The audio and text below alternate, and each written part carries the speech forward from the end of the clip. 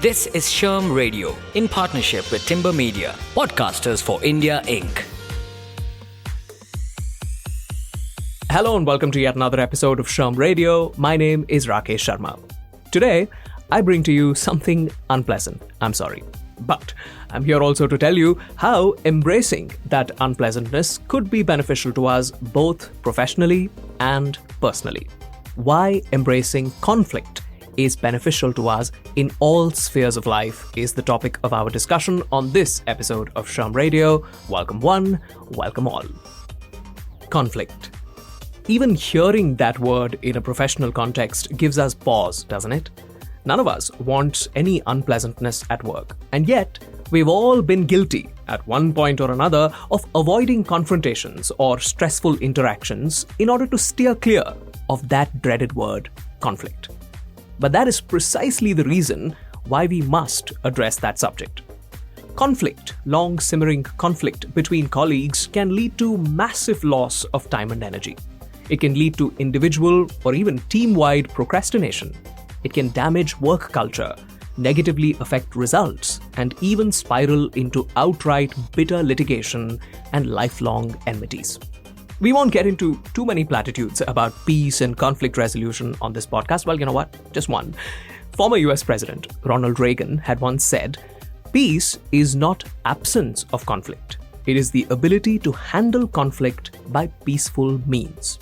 Now, that gentleman did know a thing or two about conflict resolution in the political sphere, but he may have been onto something more all-encompassing there as well.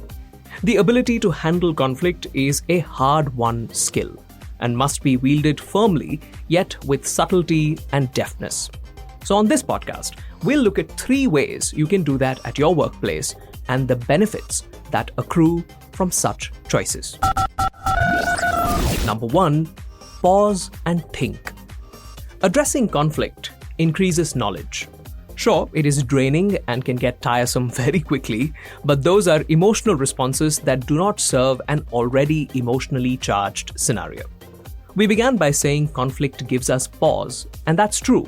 What it also allows is time for us to pause and think and even deliberate critically to understand the why behind the conflict instead of asserting your opinion. We are so used to sort of having knee-jerk reactions that it may in fact aggravate a situation or lead to further resentment because you just want to avoid an uncomfortable situation and walk away from it. But if you choose to pause and think and deliberate a little more critically, we may get to the bottom of the why behind the conflict.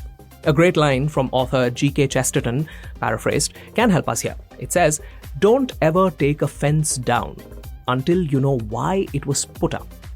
It implies empathy is essential for understanding the conflict you find yourself facing.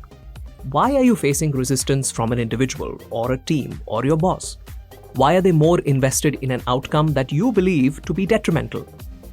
Being objective and determining this accurately can be quite challenging in emotionally charged situations. We agree. But effective leaders use pause and think to their advantage. The end result is increased real-world knowledge about a situation, problem, conflict, and about your colleagues. So keep this in mind at all times. Pause and think before you respond. To reiterate, it is a hard-won skill, but this will be one of the most important weapons in your conflict resolution arsenal. Number 1, pause and think. Tool number 2. Set boundaries and practice open communication. It is important to define acceptable behavior. One would think that's a given, but boundaries are often tested during conflicts, especially when the people concerned believe there is a personal stake involved. Therefore, proactively defining what constitutes acceptable behavior is a positive step towards managing conflict at the workplace and can even prevent escalation. This is also a useful tool to carry over into your personal life. Now, creating a framework for decisioning, using published delegations of authority statements, encouraging sound business practices in collaboration, team building, leadership development, and talent management, such concrete steps avoid ambivalence, and establish an inclusive work environment that allows all stakeholders to be heard. Companies must have clearly defined job descriptions so people know what is expected of them. An effective chain of communication also helps identify and overcome gaps in communication, thereby smoothing out any potential roadblocks that could lead to conflict. Another quality that makes a difference is assertive leadership. Organizations, especially HR departments, need to clarify what will and will not be tolerated. Clearly stated, non-negotiable red lines can help preempt conflicts that arise from any potential misunderstandings. Why does this matter? It allows an organization to focus its attention and energy on its mission. So, number 2, set boundaries and practice open communication. And finally, tool number 3 to embracing conflict so you can benefit both personally and professionally is understanding, not agreement. This is where many falter. Professionals at work seek to end conflict prematurely because the situation is so emotionally charged and uncomfortable. Experts advise that HR must be persistent in asking questions that help arrive at an understanding of both sides in an argument. Patient but stern responses, combined with encouraging queries that lead to clarification, usually lead to productive exchanges.